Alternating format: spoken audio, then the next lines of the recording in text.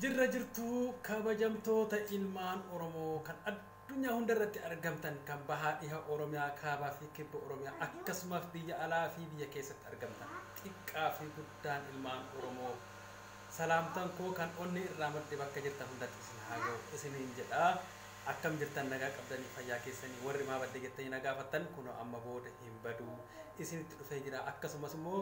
mee amma yaada xiqqoo yaada gabaabduu wayii qaba viidiyoo tana sirriitti dhaggeeffattanii hanga dhumaatti sana booda immoo yoo dandeessan sheer waliif godhaa waan sirra akkasuma hin qabu sheer waliif godhaa yaada addaa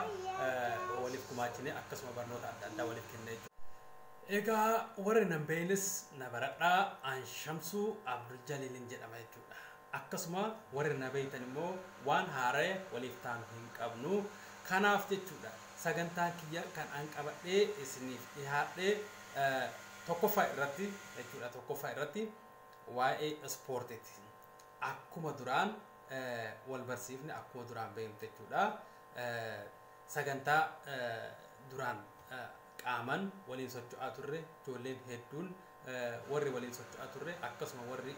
isin barsiisaa ture hedduun ni beektanii ammas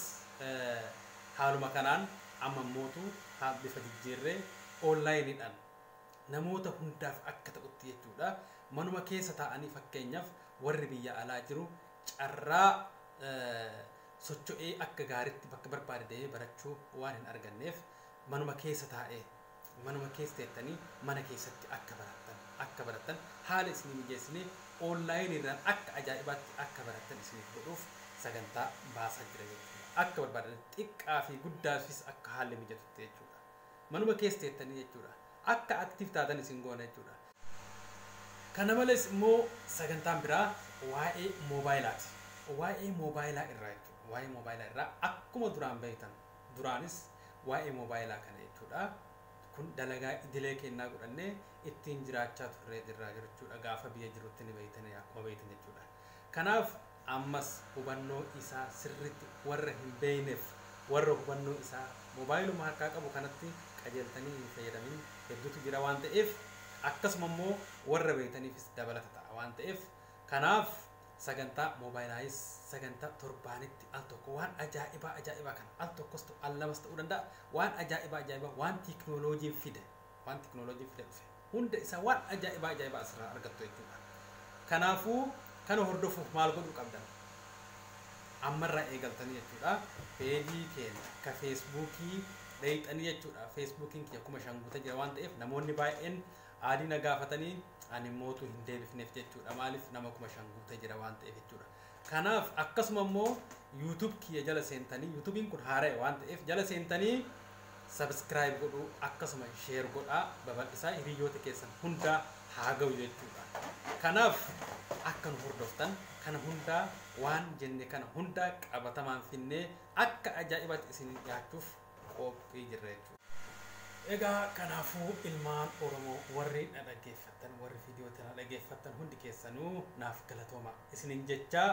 yoo dandeessan sheer waliif godhaa hiriyoota keessan hundaan ga'e jechuudha maaliif waan torbaanitti al takka ta'e al lama ta'e waan gada lakkifnu hunda isaanii akka ilmaan Oromoo hunda bira ga'u jechuudha akkasuma mootu sabskiraayib yoo gootan hatattamaan isin bira ga'e waan ta'eef sabskiraayib godhuu hin dagatina taanitti mootu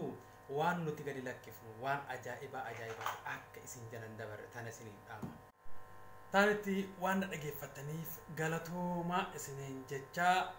hanga sagantaa biraatiin walitti deebinutti nagaa naaf ta'a nagaa naaf jiraadhaa waan ajaa'ibaa qabadhee isinii dhufaa hangasiif immoo turtii gaarii isiniif hawwaa nagaa naaf ta'a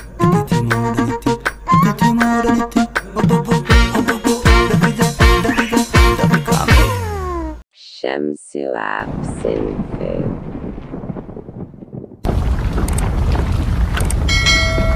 Shamsu